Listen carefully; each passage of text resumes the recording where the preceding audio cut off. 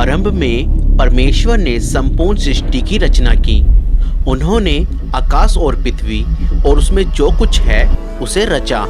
जब हम देखते हैं कि परमेश्वर ने क्या क्या रचा है तो हम आश्चर्यचकित रह जाते हैं। जो कुछ परमेश्वर ने रचा वह सब अच्छा था।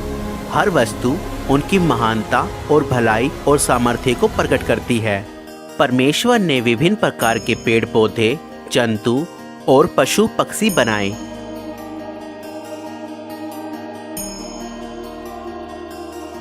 तब उन्होंने मिट्टी लेकर पहले मनुष्य को बनाया और उसके नथनों में जीवन फूंका। पूरी हो जाए,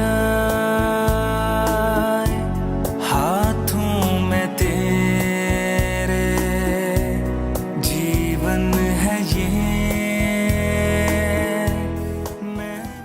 पहला मनुष्य आदम कहलाया। तब परमेश्वर ने आदम की पसली निकाली और उससे औरत को आदम की पत्नी और साथी होने के लिए रचा। उसे हवा नाम दिया गया। परमेश्वर ने अपने स्वरूप में स्त्री और पुरुष को रचा। वह बगीचे में आनंद से उनकी उपस्थिति में रहते थे जो परमेश्वर ने उनके लिए रचा था। बगीचे को अदन की वाटिका कहा गया। वहाँ कोई पीड़ा या मृत्यु नहीं थी। परमेश्वर ने आदम से कहा, तुम हर एक पेड़ का फल खा सकते हो, केवल एक को छोड़कर। अगर उसका फल खाओगे तो तुम निश्चय ही मर जाओगे। परंतु शैतान, जो दुष्ट आत्माओं का प्रधान है, उसने हवा को परीक्षा में डालने की कोशिश की और फिर हवा ने वह फल तोड़ा और कुछ खाया और उसने अपने पति को भी खिलाया। उसी क्षण उनका संबंध परमेश्वर से टूट गया, क्योंकि परमेश्वर पवित्र है और उनकी आज्ञा तोड़ने वाले उनकी उपस्थिति में नहीं रह सकते। परमेश्वर ने आदम और हवा को अदन की वाटिका से बाहर कर दिया।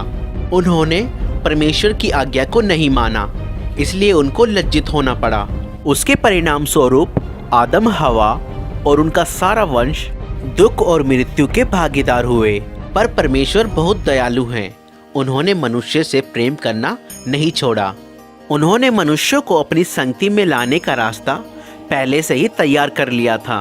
पवित्र शास्त्र में परमेश्वर ने अपनी इस योजना को प्रकट किया, जिसके द्वारा वह मनुष्य को उस दंड से जिसके वह लायक हैं बचाएंगे और उनके पाप और लज्जा को दूर करके अपनी संगति में वापस लाएंगे। भविष्यवक्ता अब्राहम पर उन्होंने अपनी इस योजना का एक भाग प्रकट किया। अब्राहम ने परमेश्वर पर विश्वास किया और उनका आदर किया। परमेश्वर ने उसको आशीष देने की प्रतिज्ञा की और कहा कि उसके द्वारा वो सब राष्ट्रीय के लोगों को आशीष देंगे। परमेश्वर ने उससे प्रतिज्ञा की कि वह उसके वंश को सागर तट की रेत के कणों और आकाश के तारों के समान कर देंगे। अब्राहम ने परमेश्वर पर विश्वास किया और परमेश्वर ने उसे इस विश्वास के कारण धर्मी ठहराया और लोगों ने उसे परमेश्वर का मित्र माना।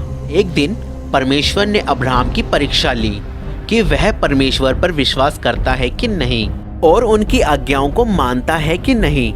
परमेश्वर ने उससे अपने बेटे की बलि देने को कहा। अब्राहम जानता था कि इस एक पुत्र के द्वारा परमेश्वर ने वादा किया है कि वह उसे एक बड़ा वंश देंगे। फिर भी अब्राहम ने परमेश्वर पर विश्वास किया और उनकी आज्ञा मानी, इसलिए अपने बेटे को परमेश्वर के लिए बलि चढ़ाने की तैयारी कर ली। अब्राहम ने अपना खंजर उठाया, लेकिन तभी परमेश्वर ने कहा, अब्राहम, बालक को नुकसान ना पहुंचा।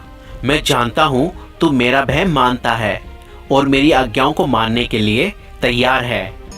तब अब्राहम ने अपने पास एक मेंढा देखा जो अपने सींगों से झाड़ियों में फंसा हुआ था। अब्राहम ने उस मेंढे को लिया जो परमेश्वर ने दिया था और परमेश्वर के लिए उसे अपने पुत्र के बदले बलि चढ़ाया। जब परमेश्वर ने अब्राहम के बेटे की जगह मेंढा उपलब्ध कराया, उन्होंने लोगों के लिए अपने महान प्रेम को प्रकट किया। उनका प्रेम उस अच्छे पिता के प्रेम जैसा है जो अपने पुत्र से प्रेम रखता है। इस घटना के द्वारा परमेश्वर ने ये प्रकट किया वह मनुष्यों के बदले एक बलि उपलब्ध कराएंगे। बहुत समय पहले परमेश्वर ने भविष्यवक्ताओं पर यह प्रकट किया कि वह एक पाप रहित व्यक्ति को आदम के वंशजों के बदले मरने के लिए भेजेंगे और लोगों के पाप और लज्जा को दूर करेंगे एक महान बलिदान के द्वारा। वह उनके लिए जो उन पर विश्वास करेंगे एक मार्ग तैयार करेंगे कि वह परमेश्वर के साथ हमेशा के लिए मेल मिलाप से रह सकें। भविष्यवक्ताओं ने इस व्यक्ति को मसीह कहा। उन्होंने कहा परमेश्वर मसीह को अपने लोगों को बचाने के लिए भेजेंगे और वह उनके राजा होंगे और परमेश्वर के नाम पर हमेशा उन पर राज्य करेंगे। मसीह के कई सौ साल आने से पहले भविष्यवक्ताओं ने बताया कि मसीह क्या क्या करेंगे और उनके साथ क्या होगा।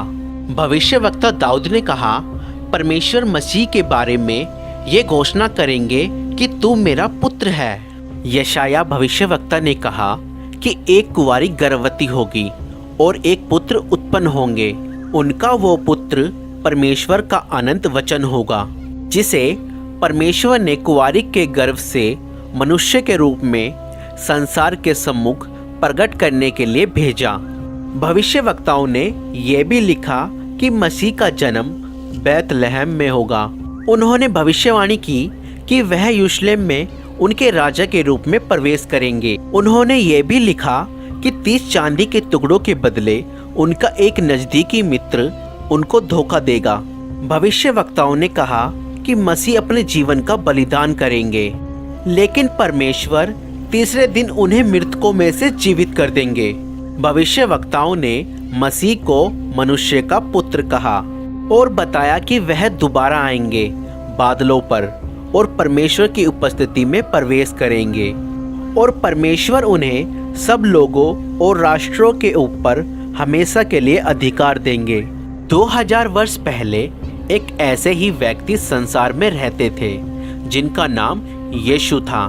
क्या यीशु का जीवन उन सब बातों को जो भविष्यवक्ताओं ने मसीह के बारे में कही पूरा करता है?